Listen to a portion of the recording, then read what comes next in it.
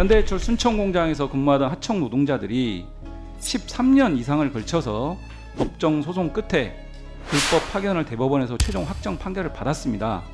그런데 회사는 대법원 확정 판결 선고 하루 전에 자회사를 급조해서 자회사로 가라, 그렇지 않으면 타지 공장으로 발령내겠다. 순천공장에서 10년 20년 근무했던 분들이 13년 걸쳐서 대법원 확정 판결 받았음에도 불구하고 회사는 당진 공장으로 무자비하게 인사발령을 내립니다.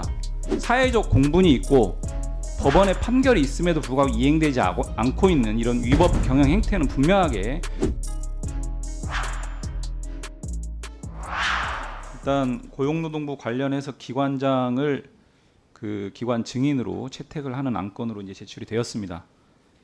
잘 아시는 바와 같이 지난번 우리 환노위 전체 회의에서 기관장의 어떤 그 국적과 관련된 입장 표명에 변화가 좀 없어서 퇴장 명령이 이루어졌습니다.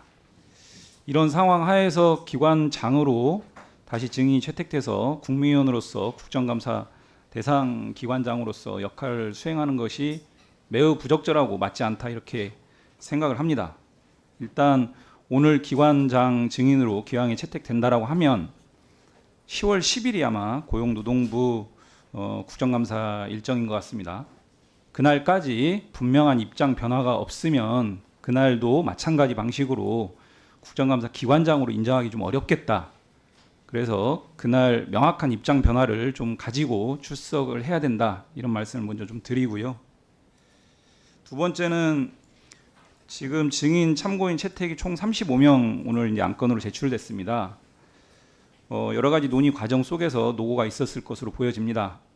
다만 몇 가지 의견을 좀 드리면 아리셀과 현대제철 증인 신청을 했었습니다. 잘 아시는 바와 같이 아리셀은 최악의 중대 살인기업이 되었습니다.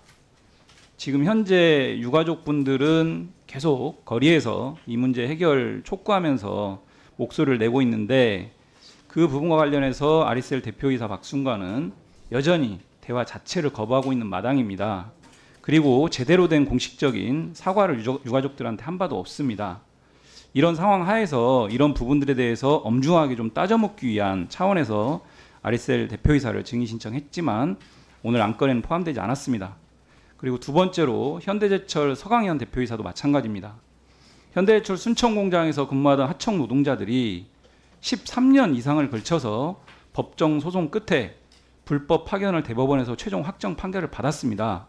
그런데 법원 판결을 받아오면 직접 고용하겠다라고 하는 회사는 대법원 확정 판결 선고 하루 전에 자회사를 급조해서 자회사로 가라, 그렇지 않으면 타지 공장으로 발령내겠다, 실제 그렇게 실행에 옮기고 있습니다. 그래서 순천공장에서 10년 20년 근무했던 분들이 13년 걸쳐서 대법원 확정 판결을 받았음에도 불구하고, 법원의 직접 고용 명령을 받았음에도 불구하고 회사는 당진 공장으로 무자비하게 인사발령을 내립니다. 이런 일만이 아니고 잘 아시는 바와 같이 당진 공장에서도 불법 파견 소송이 1심에서 진행이 됐습니다. 그리고 200억 원 넘는 손해배상 소송이 또 진행 중입니다. 이런 문제들과 관련해서 엄중하게 따져 묻고 법 테두리 내에서 경영을 해야 된다라고 하는 부분들을 촉구하면서